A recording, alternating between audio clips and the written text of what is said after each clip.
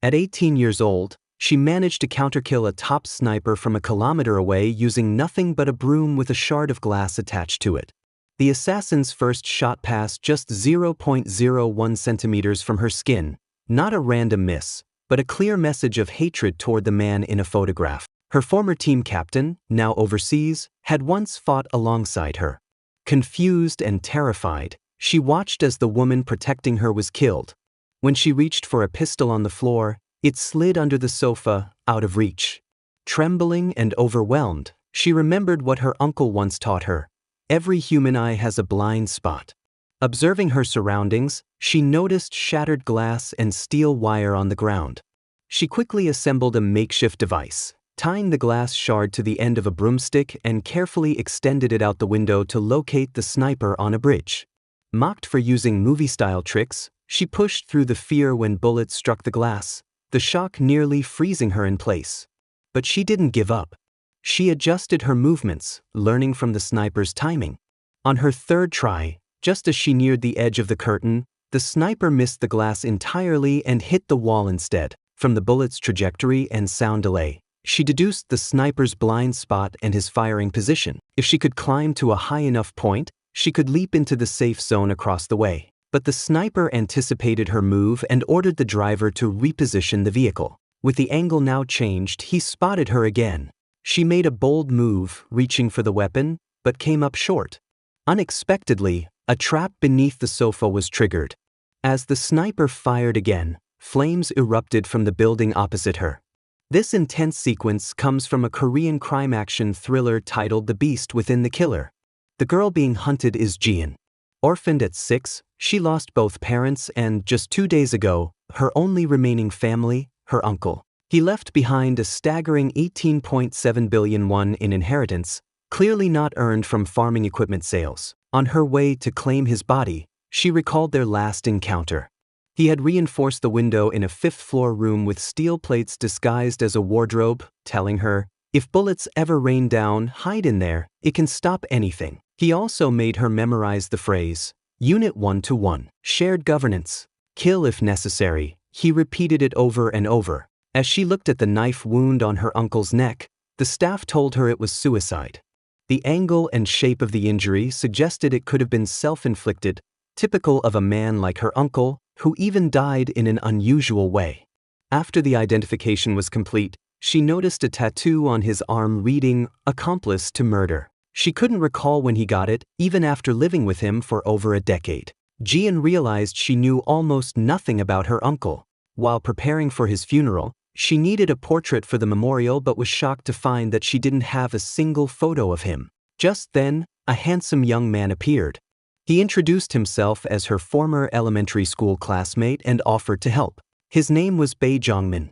He helped her crop a headshot of her uncle from a family photo and even assisted in cleaning the bathroom where the alleged suicide took place. His willingness to help wasn't random. He wasn't just a classmate, he had also been working part-time for her uncle. That made him the last person in contact with her uncle before his death. While cleaning the bathroom, he discovered an old mobile phone and handed it to her. It looked outdated, the kind no one used anymore, but perhaps her uncle had kept it for business. When she turned it on, she found a text message, "I've transferred 70 million won. When will I receive the goods?" 70 million won. For what kind of water pipes? It made no sense. Then came an even bigger shock. When they checked the bank account tied to the phone, it showed a balance of 18 billion won. She counted the zeros multiple times, then asked Jongmin to confirm. Yes, it really was 18 billion. Could selling water pipes really earn that kind of money? Curious, Jian remembered her uncle had a website for his pipe business. The two of them checked the site. Judging by the listed prices, it would take a lifetime. But Jongmin, a computer engineering graduate, decided to dig deeper. After some technical probing, he discovered a hidden section of the site, a dark web portal, specifically designed to offer services to professional killers. The tattoo on her uncle's arm, "Accomplice to murder," matched the login credentials for the site. Inside, the listings were all for weapons and ammunition. The pipe business was just a front. Her uncle had been dealing illegal arms. Suddenly, a new message popped up on the screen asking, "When will the goods be shipped?" Thinking quickly, Jian replied that the shopping center was closed and asked for the sender's account info so they could issue a refund. But the person on the other end responded fast. Is Jean Man dead? The two stared at each other. How did this anonymous buyer already know her uncle was dead? And more terrifyingly, the next message said, then Jian must die today as well. Just then, a strange woman who spoke Chinese appeared outside their home, seemingly looking for something. When Jian opened the door, she hesitated, but a voice in her head warned her, better not to die at someone else's hands. Meanwhile, the woman had already reached the main entrance, gun in hand, and started pounding on the door impatiently. At that exact moment, 5 combat drones appeared in the sky, flying toward Jian's villa. But this wasn't just any villa, her uncle had fortified it thoroughly. It was both a luxurious home and a miniature fortress. When the two tried to call the police, they discovered the signal had been jammed. Trying to escape through the back, they found drones already stationed outside. One look up, and they were staring down the barrel of a mounted machine gun. Thankfully, her uncle had planned for this. Even the house's steel doors were bulletproof. As the two panicked, searching for a way out, they realized the enemy was not just ruthless, but prepared. In a fortress like this, the only question was, how long could they hold out? Just as the 5 drones were about to open fire, they suddenly switched tactics. Instead of continuing with bullets, one of the small launchers beneath them shot out a clay bomb that stuck tightly to the bulletproof glass. The next second, the building shook with the blast. Jian quickly ran back inside, while Zhang Min, his legs weakened with fear, stumbled into a nearby bedroom to hide. These drones weren't just equipped with regular machine guns. They had advanced features, including intelligent heat-seeking systems. One of the quadcopters folded its wings and glided to the door, detecting a heat signature inside the wardrobe. It unleashed a barrage of bullets into the metal with terrifying precision. When that didn't work, it launched another clay bomb. But just as the drone was preparing for the next attack, it was suddenly knocked out of the air by a slingshot. Jian grabbed a stool and smashed the drone to pieces. Her courage was no coincidence. It came from a childhood shaped by unthinkable trauma. At 6 years old, she had already witnessed her parents being murdered. On the run from an assassin, she once leapt from the 3rd floor and hid in a morgue's cold storage. Inside, she came face to face with her mother's corpse and clung to her, praying not to be found. It was her uncle, Jean Man, who appeared just in time to rescue her. The trauma left deep scars. She developed PTSD and was ostracized by classmates. One time, they even locked her in the basement beneath the schoolyard. That night, a vicious wolf carrying a severed hand in its mouth approached her. The hand had belonged to her uncle's friend, who died protecting her from the assassin.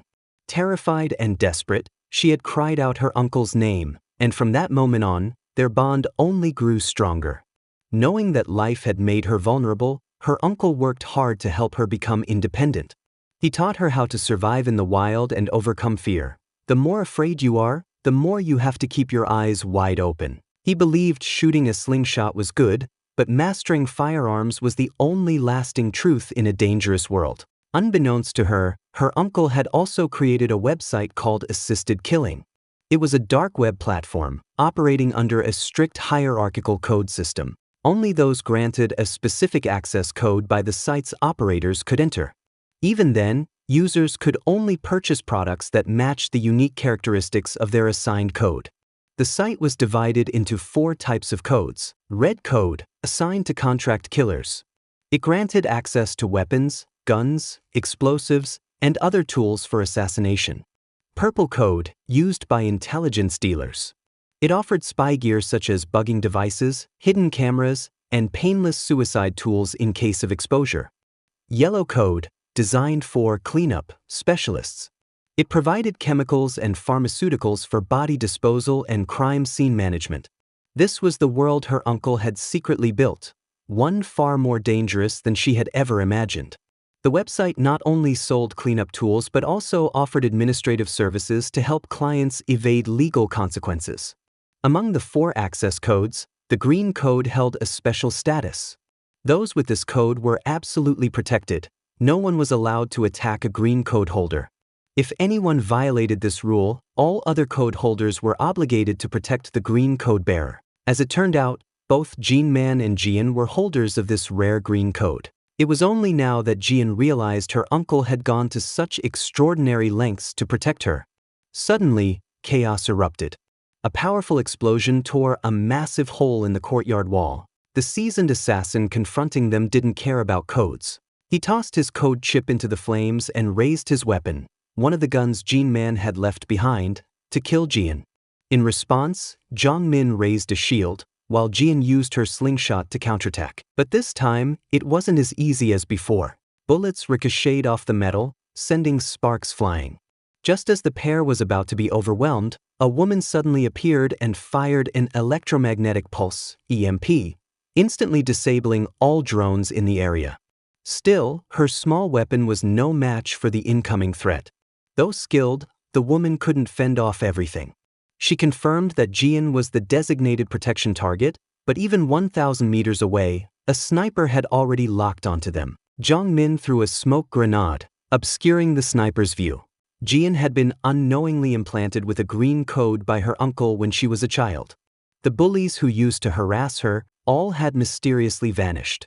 Now that Jean Man was dead, someone within the assassin network had exposed Jian's identity.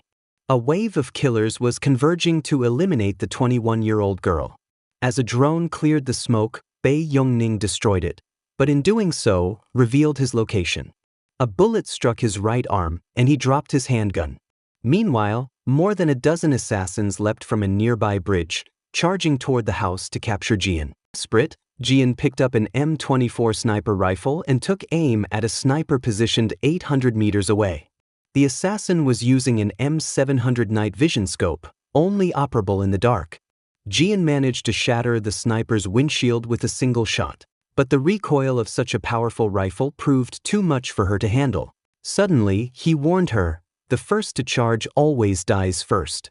He urged Jian and the woman to retreat to the warehouse immediately.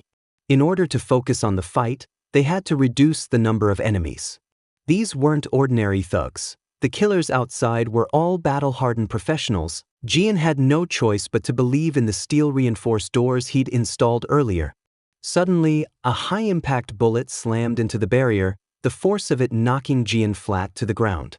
Without any real combat experience, Zhang Min was stunned, completely dazed. No matter how much Jian shouted at him, he sat frozen. Jian, unaware he'd exposed part of his head, was just seconds from being shot when Minhui, now fully engaged, intercepted. "You're not getting away," she muttered, locking onto the sniper. The shot was fired, but Jian's LBM rifle managed to deflect the bullet, which then rebounded and hit the enemy driver instead. As they finally reached his uncle's warehouse, the assassins were already closing in. Minhui pulled up the metal shutter and signaled toward the distance. Inside, a password-locked panel appeared. Jian tried entering her uncle's birthday. Incorrect. She tried her own. Still wrong. Bullets were whizzing by, and time was running out. Suddenly, Jian remembered the unique ID number her uncle had once forced her to memorize. She punched it in. Success. A biometric scan followed, and then the floor opened, revealing an elevator leading underground. Despite living with his uncle for more than 10 years, Jian never imagined that beneath the warehouse lay a secret world, a haven for assassins. As Jian and Minhui looked around in awe, a masked man appeared from the shadows and called out Jian's name, claiming to be his brother. Meanwhile, assassins breached the warehouse. Minhui quickly lowered the steel gate. Their inexperience showed they'd forgotten one crucial thing. Light gives away position. The moment someone flicked on the lights, enemy gunfire lit up the place. One of the killers, nicknamed 2G, used night vision to hunt Minhui's location. But Minhui, already equipped with an M700 night vision scope, had spotted him first. Even in real life, sharpshooting was nearly impossible under such pressure. Gun down, body moved, Minhui quickly switched floors, using smart terrain tactics to her advantage. 2G, clearly an old pro, commanded his men to split up and widen their search. Minhui moved like a ghost, weaving through the killers like a shadow. With snake-like footwork, she dodged 2 attackers and delivered a devastating spinning strike. A melee broke out. 2 killers went down before they could react. When the lights were flipped on again, it marked the end for 2 more. the floor was already littered with bodies. 3 were dead within seconds. The rest of the squad raised their guard to the highest level, ready to shoot at any sign of movement. Sensing danger above, one man glanced up. Nothing, just silence. Yet even with caution, he couldn't avoid death. His throat was slit in an instant. As another pair of killers locked eyes in confusion, Minhui, swift as lightning, took a wound to the leg but spun, plunging her short blade directly into her opponent's femoral artery. That assassin died on the spot, clearing a path for the others. What was meant to be chaos in their favor turned out to be a mistake. Minhui thrived in unpredictability. With a flick of her wrist, she hurled a dagger directly at her next target's heart. Minhui darted forward with a serpentine sidestep, smoothly evading the shotgun blast before cutting in close. Now, only one opponent remained, Tuji. Minhui didn't want him to die confused, but his moment of relaxation was fatal. Minhui suddenly burst out from below, her blade cutting across his thigh. Physically weaker, she didn't go head-to-head. Instead, she dodged, slipped to the side, and slashed again. Tuji, furious now, unleashed a wild burst, his entire magazine emptied. Minhui closed the distance, but even with her speed, she couldn't match his brute strength. A rifle but to the ribs sent her sprawling. Before she could rise, a heavy kick slammed her back down. Gritting her teeth, he pinned her and pulled a dagger from his chest harness, aiming straight for her throat. She blocked just in time. Their strength collided, but Tuji, already exhausted and weakened, began to falter. Blood spilled from his lips. Minhui smirked.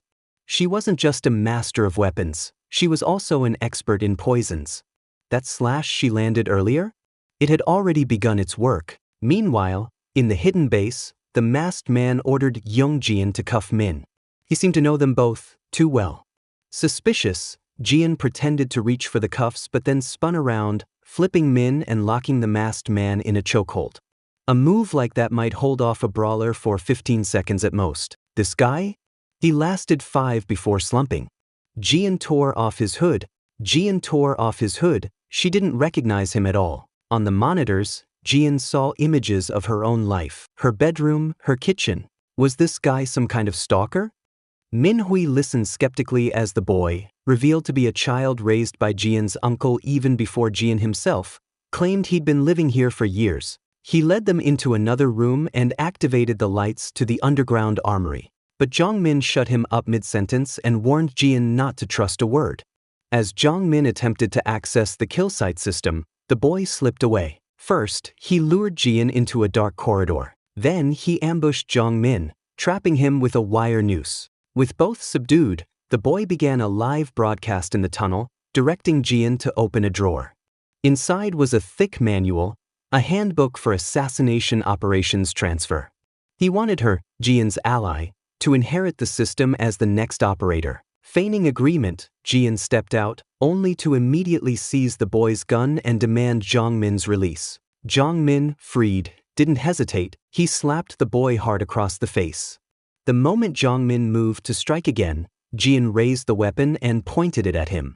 She wasn't sure who to trust anymore. The boy seized the moment, restraining Zhongmin once more. He told Jian, "Open the video file on the desktop, labeled 0404, and you'll see the truth." Just as Jian prepared to click on the folder, Zhongmin called out, stopping her. His voice, filled with confusion and urgency, rattled Jian. Upstairs, she remained on alert, unaware of the betrayals below. The boy left to fetch more weapons. The moment he disappeared, Zhongmin revealed his true self. The assassins hesitated, unsure whether the approaching mechanical dog was a threat or a competitor. But all doubts vanished the moment the mech beast launched itself from a height of over 100 meters. It landed without a scratch, its optical sensors scanning and identifying every life form in the combat zone with terrifying precision. It bolted toward Jean Man's villa at speeds exceeding 100 kilometers per hour. Inside, the little brother was already at the computer, activating the villa's defense system. Metal shutters slammed down. Turrets rotated into position. The mechanical dog burst through the door ahead of the assassins, its movements faster than any human. It attempted to leap into the inner chamber, but boom! A shotgun blast slammed it back. Smart as ever, it used its armored body to wedge open the descending bulletproof barrier, unintentionally giving the assassins a way in. But this machine wasn't ordinary. Inside the red-lit rooms, the infrared scans showed every intruder clearly. And when bullets failed to dent the steel-reinforced doors, the mechanical dog's diamond drill arm whirred to life, boring a hole straight through. Minhui, recognizing the next move, grabbed a gas mask. She passed one to Jian. As tear gas flooded the villa, both sides braced. Flashbang. A white flare lit up the space. Minhui dove forward, scissors kicking along the floor while opening fire. In combat at this level, even a 1-second delay meant death. She shot with precision, and though knocked down, ripped off her mask mid-fall. When magazines emptied, both sides scrambled to reload. Minhui manually chambered a single round, bang, one down. Then flipped her rifle to full auto and mowed down another. Using a fallen attacker's body for cover, she took a few hits but stayed standing. A teammate rushed to her aid, providing just enough cover. Minhui slipped free. A faint glint flashed from Jian. She pulled out 2 grenades. Their eyes met. She nodded. They pulled the pins. As smoke filled the villa, they ducked to tend to Minhui's injuries. But before they could stabilize her, a killer burst in through the door. 2 bullets struck Minhui. She fell, bleeding. The assassin grabbed Jian and dragged her out the door. Minhui, barely conscious, could only watch. None of her allies could match this new attacker until a sudden shift in the wind. A new figure appeared, Songzhou, stepping in just in time. At 6:32, the mercenaries were preparing to exfiltrate after a successful mission, until they stumbled upon a locked room holding 4 women. What happened next stunned even the most hardened among them. Bell, cold, unreadable, had triggered an explosive, obliterating the captives in a blood-soaked instant. His face didn't flinch. The Captain Gene Man froze, then raised his weapon at Bell. But he didn't pull the trigger. Bell wasn't in this for money or ideology. He was here for the thrill of the kill. As long as he obeyed one rule, complete the mission, Gene Man holstered his weapon with clenched fists. He ordered the team to rig the compound with explosives and evacuate. But while planting charges, he felt something, movement.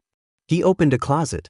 A woman burst out, Chinese, bruised but alive. She had been imprisoned here. Gene Man told the others to fall back.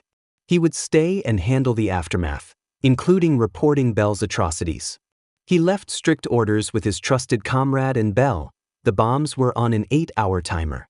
Turning back, he found the woman. "Did you miss me?" he asked softly. "I'll take you to safety," he promised. But she wouldn't look at him. There was no time for questions. Somewhere above, Bell had already started descending, ready for more blood. Gene Man grabbed the woman and ran. He knew Bell was far gone. Only by taking him down could they escape alive. Bell, smiling like a devil, dropped his gun. 2 elite mercs. No firearms, just fists and blades. They clashed. Gene Man scored the first hit, a clean knife slice. But Bell only grinned. Blood ignited him. He retaliated. They rolled across the floor, locked in a brutal tangle. Gene Man tried to choke him out, but Bell twisted. His wrist hooked his. 2 deep cuts slashed across Gene Man's thigh. He staggered, barely holding on. Then Bell did the unthinkable. He tossed him a blade. Fight fair. Or maybe they mocked him. He barely got his grip before Bell lashed forward. Slash. A deep gash opened across his face. Just when all seemed lost, bang. A shot rang out. It was her, the Chinese woman. Gene Man didn't wait. He lunged. But when he reached for a sidearm to finish it, click and it's empty. The worst mistake of all. He assumed the blast would finish Bell. But he wasn't done yet.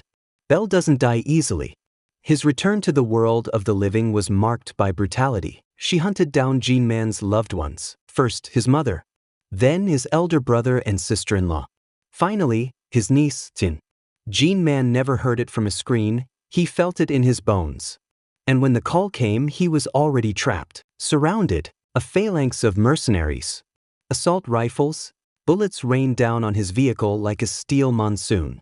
Because Gene Man was now a marked man, with a bounty of 1.3 billion on his head. Even the infamous anti-killer showed up, wielding a sawed-off shotgun, hungry for a piece of the prize. But they hadn't done their homework. This car? Fortified to military spec, full body enhancement. Still they pressed on. One after another. And one by one they learned why Gene Man only needed 3 bullets per bottle. Sudden firepower surged from the vehicle, precision bursts that shredded their ranks before they could blink. Gene Man barely escaped, dragging wounds behind him. His old comrade dug bullets out of Gene Man's body with trembling fingers. Gene Man's strength was fading. Suddenly, the mechanical dog, Tompan's AI monstrosity, powered up. It began spinning violently in place. His old comrade thought it had glitched.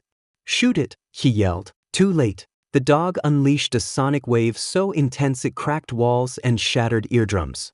Bullets bounced off its armored frame. Glass imploded. People screamed. The weak collapsed first. His old comrade shoved Gene Man into a hallway. "Hide in the bathroom." Minhui raised her rifle. Just then, a jeep crashed through the wall. They were cornered. The saint stepped out of the vehicle like a final boss. Gene Manon rushed inside. Minhui tried to stand, but the twins were already in position. She died looking at the ones she once fought beside. His old comrade's fury erupted. The twins holstered their guns. Drew blades instead. Once brothers in arms, now bitter enemies. This was a duel to the death. They clashed. What began as skillful sparring devolved into raw violence. Meanwhile, the saint was on the hunt, searching for Jian like a wolf tracks its prey. She leaped, knife aimed at his throat. The saint batted her down with ease. The little guy charged from behind, but the saint didn't flinch. 2 against 1. Still not enough. Jian managed to escape. As she ran out of the room, one of the twins moved to catch her.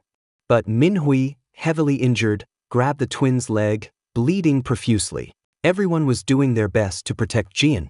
The old comrade, picking up a shard of glass from a broken box, struck the twin with a powerful blow, sending him spinning. The brother's death was not a concern anymore. At that point, only one thought remained in his mind. His enemy had to die. Jian made it into the warehouse, and the saint followed, greedily stealing a ring from the dead body of the comrade. Jian turned, raising a gun at the saint, but she hesitated. She had never killed anyone and couldn't bring herself to shoot. Just then, a noise came from another part of the warehouse. The saint took advantage of this distraction and fled. It turned out that Zhang Min had managed to escape from the shopping center. Jian had hoped to put an end to it all, but he was still looked down upon by others. Frustrated, he picked up an AK-47 from the ground and fired it wildly, venting his anger. His aim was erratic, and he soon emptied the clip. The saint, taking the gun from him, used it to stab Zhang Min to death. Afterward, the saint climbed into the shopping center, with Jianan close behind. Jianan tried to grab another AK-47 for some bigger firepower, but it was locked away. Jian, hiding nearby and tending to her wounds, watched the chaos unfold on the security monitors. She had a plan. When the saint heard movement and drew his gun, he was blinded by a bright light, then assaulted by a car charging toward him. He ducked, barely avoiding a fatal strike, but ended up caught in a trap set by Jian. The explosion sent him flying into a prepared pit, and gasoline covered his body. Jian aimed her gun at Saint Zhu, but the latter knew she wouldn't pull the trigger. Jian, however, aimed at the gasoline instead. As the flames approached to finish the saint off, an unexpected fire suppression system triggered, saving him. Furious, the saint grabbed an axe, ready to end Jian's life. However, Jian, for the first time, fired her gun, hitting the saint and ending his reign of terror. Just when they thought everything was over, something unexpected happened. The large screen lit up with several red signals. These were the kill codes, warnings of the assassins who were now after them. Babylonia had placed them all on the hit list. Everyone was now worth the $1 million bounty. Red-marked killers, former allies, flooded the shopping center, each seeking to claim the reward and take control of the building. Jian quickly devised a plan. She had Minhui strapped with C4 explosives, holding the detonator in hand. The first step was to throw the saint's head out to show that she wasn't afraid. Then, she used a loudspeaker to announce to the killers that they weren't backing down. "If everyone leaves now, nothing will happen," Jian announced. "The previous $4 million bounty will be paid in full to each of you, no taxes, immediately transferred. Previous clients will continue to do business the same way, offering better prices than Gene Man. If anyone attempts to attack, they'll all die here. You have 3 seconds to decide. Jian knew the assassins were all after money. They wouldn't risk their lives for nothing. Her strategy had worked. The killers realized that they didn't need to fight over something that wasn't worth dying for. And all the assassins retreated. Jian, despite her young age, felt the weight of the situation. As she watched them leave, she couldn't hold back her tears. The unexpected turn of events overwhelmed her. Suddenly, a large bus appeared in the distance. Jian ran toward it, gun in hand, shouting at the driver to stop and not come any closer. To her surprise, the person who stepped off the bus was a large man. The man had been involved in the assassination business, identified as a yellow code assassin. After a long night of cleaning up, all the bodies were taken away. The large man, now known as the Fat Uncle, advised Jian to return to the shopping center, as the assassination wasn't over yet. Just then, a report came in. More vehicles were heading their way. The team readied their weapons, preparing for the worst. However, when the taxi arrived, it wasn't enemies that emerged, it was Gene Man, severely wounded. Would there be a second part to this story? That's all for now. Drop a heart if you love the series and I'll see you next time.